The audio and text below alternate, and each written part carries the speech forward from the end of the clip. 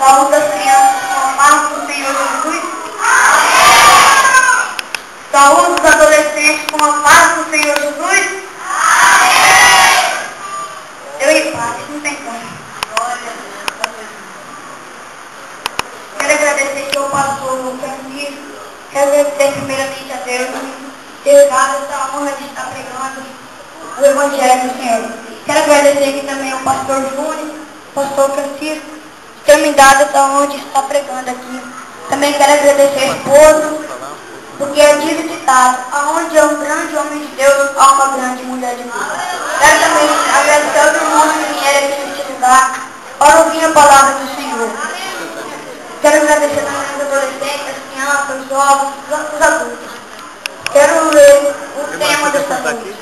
Quero que os irmãos e as crianças repitam. E crescia Jesus em sabedoria. Em estatura. E em graça para com Deus e os homens.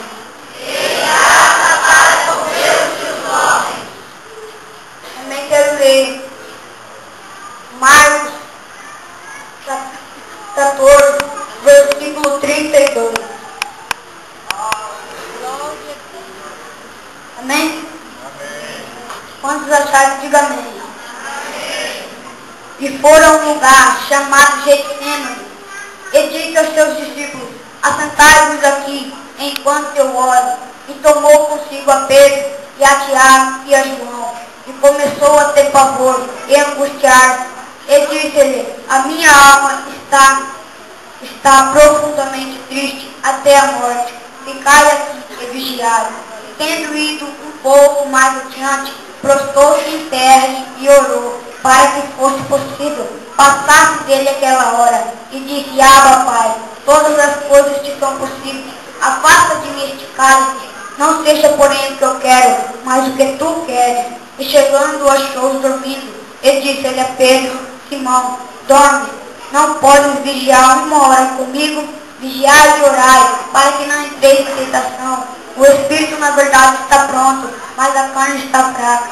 E ele por outra vez orou, dizendo as mesmas palavras, e voltando achou dormindo, porque seus olhos estavam carregados, e não sabia o que responder. E voltou a terceira e disse, dorme agora e descansai, basta, é chegada a hora, eis que o Filho do Homem vai ser entregue nas mãos dos pecadores. Levantai-vos, vamos eis que perto que me traz. Queridos e amados irmãos, a Bíblia nos fala que Deus amou o mundo de tal maneira que deu seu Filho unigênito, para que todo aquele que nele